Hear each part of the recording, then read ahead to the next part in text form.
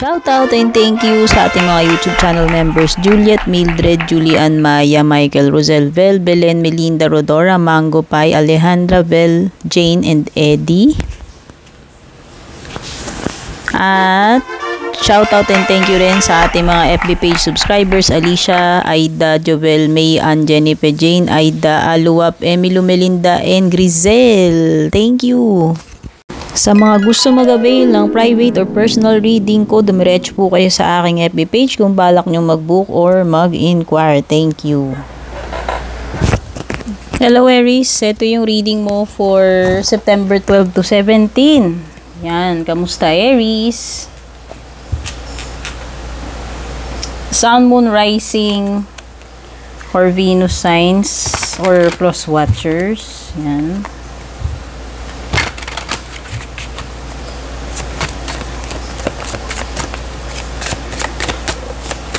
Yung mga dapat mong malaman ngayong September 12 to 18. Or kung kailan mo man mapanood ito, Aries, kasi timeless reading din naman ito. Clarity. Uy. Maaaring iba sa inyo, naghahanap kayo ng closure, naghahanap kayo ng answers from your person. Maybe some of you are doubting yung credibility nitong person mo, or dinadoubt mo ano ba yung intentions nitong person na to sa'yo.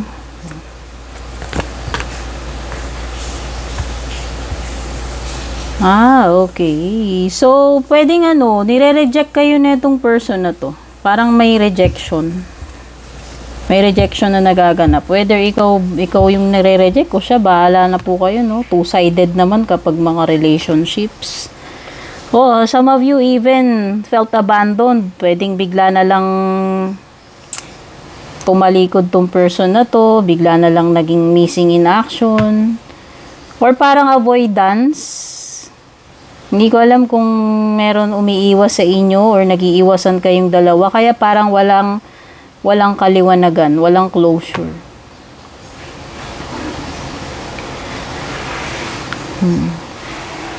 Pwedeng iba naman, naghihintay lang kayo ng time. Kumbaga, hinahayaan nyo na lang yung mga bagay-bagay kusa or natural na lang na mag-take its course, no? Kumbaga, yung iba sa inyo, pwedeng naghihintay na lang kayo ng time. Kung darating pa ba, o bahala na, parang ganun.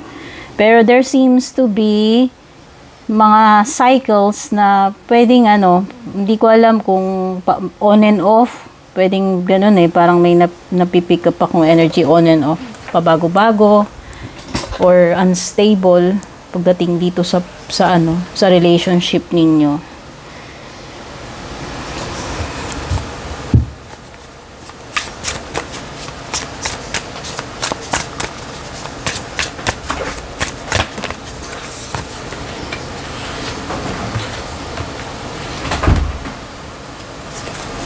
Wait lang, parang mayroon ako nakitang card dito na naiiba, nakaharap.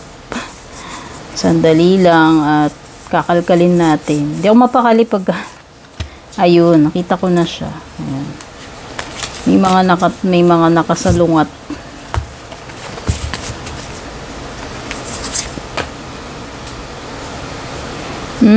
So, pwede nga iba, meron talagang mga hindi pagkakaunawaan dito. Lumilitaw din dito. Hindi lang sa love life mo. Pwede nga yung iba dito, may mga misunderstandings. Hindi ko alam kung sa mga friends ba yan, kung sa family ba yan, o sa workplace. Basta merong may some kind of drama or misunderstanding.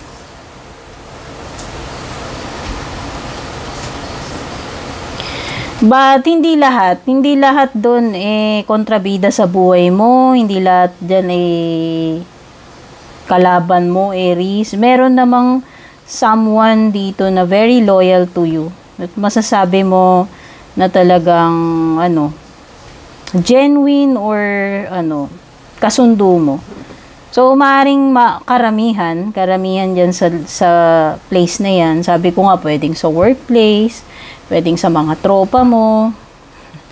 Pero hindi lahat.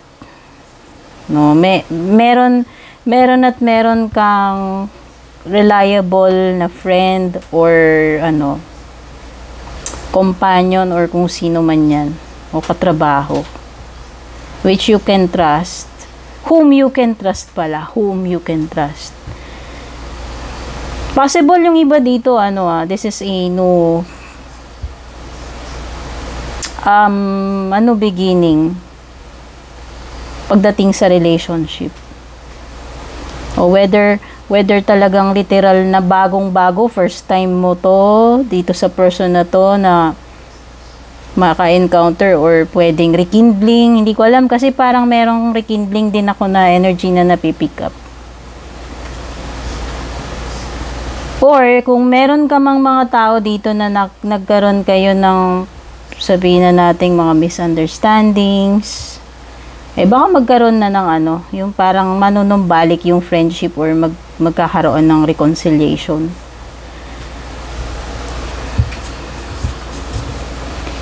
Okay, meron ka ring 3 of Wands. So, parang meron kang some kind of event na dadaluhan or presentation wherein kailangan na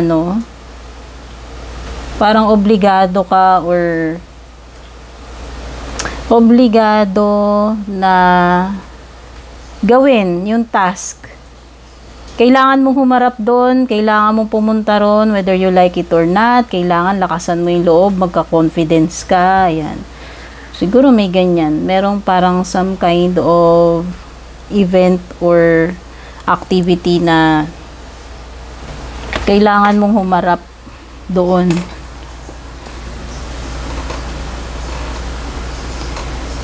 Three of Wands is also card ng opportunity. So, yan, baka pwedeng iba sa inyo dito. Merong bagong opportunity na magbubukas sa inyo. Or makakapag-expand kayo. Makakapag-explore sa ibang lugar.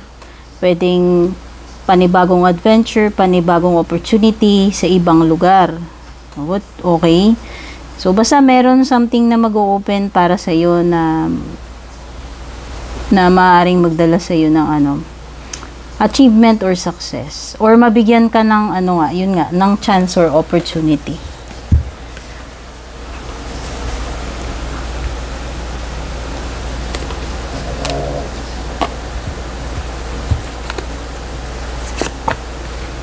Dragon, be aware of self-delusion. Ako, ano ba tong mga unrealistic na ini-imagine mo pwedeng sa sarili mo? Ito yung mga inaakala mong totoo o tama, pero pwedeng nabablind ka lang ng sarili mo, Aries. Wow, meron pa parating sa iyo, pera. Ayan, money will be coming to you. Bongga. Ano pa? Spiritual guidance, protection from harm. Ayan. So, merong yan. Yung angel mo or guardian angel mo, nandyan para gabayan ka, protektahan ka. Mafe-feel mo, kumbaga mafe-feel mo na hindi mo actual na makikita sila, no? Pero syempre, parang mafe-feel mo lang sa mga panahon na yan na na ginagabayan ka sa tamang gagawin or sa tamang path.